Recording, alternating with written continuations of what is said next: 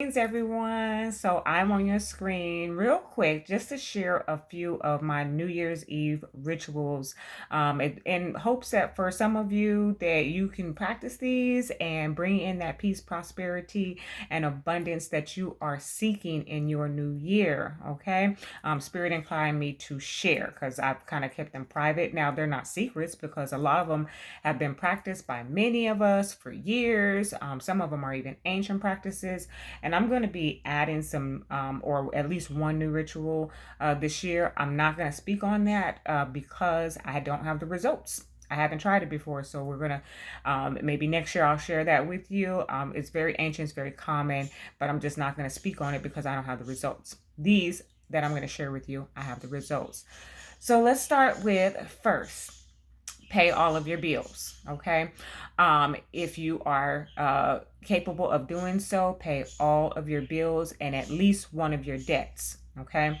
Now, I have not always been in the position that I'm in, so I completely understand if you don't have it to pay all of your bills. Try to pay something towards them, even if it's just $20, or contact the company and make a payment arrangement to sometimes what that does is at least electronically brings your balance down to zero or as close to zero. That's what you want. Okay. Now, if you can't even afford, if this year was hard for you financially and you are just not able, you do not have the means to even make the payment of $20 to each bill that you owe, well, take a $20 bill and break it into ones. And however many companies that you owe bills or that the bills are due to, on the $1 bill, write the name of that bill that's due: electric, gas, water, rent, whatever it is, mortgage. Okay, write it on that dollar bill. Two options for you: you can take those dollar bills and put them in your pocket. Okay, which that's another part of it, of the rituals that I do, and I'll speak on that in just a moment. But you can put that in your pocket and keep it in your pocket even if you plan to go to bed on New Year's Eve.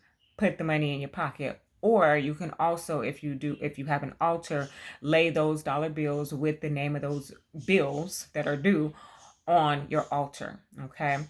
um what else? Let's see. So definitely pay all of your bills or pay something towards it, or make some type of payment arrangement that can bring electronically that balance down to zero. Okay. Or as close as you can get to it. So that's one. Two, clean and declutter your space. Okay. Now I have spoken on this before and how important it is for your mindset to be to clean and declutter, but this is the major clean out. Okay. For New Year's Eve, I clean every closet, every cabinet, the refrigerator, the oven, every storage, everything. Now, I'm a minimalist now, so this doesn't take me as long as it did in the past. If you are a collector of things, you might have wanted to get started with this sooner. Okay. But don't feel any pressure. This is supposed to be joyous. This is my favorite day of the year. Like waking up on Christmas for children, this is me waking up for Christmas. Okay. But it's New Year's Eve. This is my favorite day. So I wake up with so much joy in my heart. I got up this morning so early and kind of got started with some things. But anyway, it should be a joyous occasion. It should not feel pressured. So if you happen to have a lot of items and you can't get this done in a day or even 2 days, spread it out through the week of the new year. Okay. And just get it done. I used to actually, in the past, before I was a minimalist, I would take days off in advance just so I could get this portion completed. Okay. But clean, declutter. And then of course you want a sage. Okay. Or Palo Santo, whichever one you use. So, clear the space. Okay. And, ask your ancestors for assistance into the new year with your abundance and your prosperity. Okay. So again, we're paying all our bills, or at least bringing them down to zero as close as possible, including at least one of your debts if you have any. Some of you don't have any. Amen. Okay. But if you do, pay something towards that too. That tells the universe that you want to be debt free in the new year. Okay. Cleanliness, declutter. Okay. More importantly, even if you don't get all of your decluttering completed, make sure that you sweep your walkway or pathway to your home. Okay, starting from the door out. Okay, that is extremely important because you don't want any negative energy or any negative vibrations coming into your home. Because I'm a spiritualist, there are some additional things that I do, like laying the red clay at my door, and putting gemstones and things like that. If that's not your practice, that's not your practice. But even as a traditionalist, I would sweep my door. So I have been doing these practices for years. Okay, unbeknownst to me, ancient. Okay. All right, what's next? So what's next is, I want to say like 12 years ago, I didn't know anything about it, but then once it came into my awareness, it's a pretty common practice. And so I started it about 12 years ago, and it has been tested, tried, and true. Okay. Coins, wash your coins. So throughout the year, before I was aware of the reason why, I didn't understand how coins were all over the place in my house, all over the floor. I would, take the camera and show you, but I haven't done my sweep yet. So, but there are coins everywhere, and I mostly use my cards for most of my transactions. So it's still unexplainable, but I have a better awareness of why or how those coins come about. So I take those coins at the beginning on New Year's Eve. I pick them all up from the floor. I take them all out of my cup holder in the car. I clean out all of my purses, anywhere that I can find the coins, okay, that have been left for me. Now, you can't, just go taking other people's coins. It's got to be something that was brought into your awareness.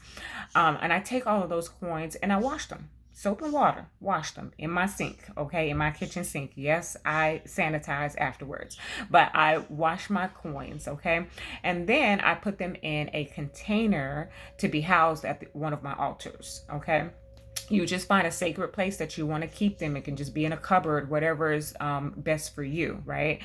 And again, this was something that was brought into my awareness about 12 years ago, and I've been doing it, and it has been so fruitful. So a part of that is that you don't spend any of these coins, okay? Once you wash them, clean them, place them in the container, and put them in a sacred place, your intention should be, or at least I should say my intention is, that they're only used for emergencies. Okay. Now it took my children a few years to catch on. They used to go and dig in the pots and take it for their, lunch money or their ice cream truck money or whatever. So it took a little while for them to understand, don't touch that pot. It's for an emergency only. It's an offering, okay, to the divine, to give thanks for all of the abundance that I received in this year, and welcoming and requesting new abundance in the new year. Now I'm going to bend down and show you. Hopefully the camera doesn't fall. This pot is heavy. Okay, this is one of two pots that are filled to the brim. Case in point, I haven't had any emergencies. Okay, so I really, really believe that if you go ahead and wash your coins and set the intention to, bring in new abundance and thank and show gratitude for the abundance that you've received, that you shall have that in your new year. Okay. I think I covered everything. That's probably the biggest thing. Okay. So we're paying bills or paying debts down as far as we can get them. You definitely want to declutter and cleanse your home. You want to Palo Santo or sage your home, wash your coins, sweep your pathway to your door, okay? And definitely have some actual cash. So what I've actually been practicing over the last few years is to make sure that there is money in all of my accounts and also in my pocket when I go into the new year. That dollar amount is going to change and be different for everyone because everyone's situation is different. But I hope by the next New Year's Eve, you have leveled up and that amount is able to be increased. Okay. And then I think lastly, for those spiritualists or even the traditionalists, because I started this practice I want to say about 6 years ago, 6 or 7 years ago. It was a little bit before I came into my awakening. So I'm pretty sure it was tied into it, but I also light my candles. Okay. You do as many as you like. I've never done less than 3. This year I'm doing 6. And the candles are just, to usher in the spirit energy, and bring in love and light, and to a little bit of communion, okay, with spirit for me, because I'm tapped in, folks. So I hope that you can go out and do some of these rituals. It's getting close into the mid morning. So if you haven't practiced this and you're interested in doing it, you may not have the time to complete everything. Like I said, do not do this under pressure. This is supposed to be a joyous time, celebrating time, welcoming and ushering in your new year. Okay. Turn your music on. Half the time it takes me most of the day because I'm dancing while I'm trying to get this all done. So I wish you the happiest of New Year's, filled with love and light, peace and prosperity. And take care, everyone.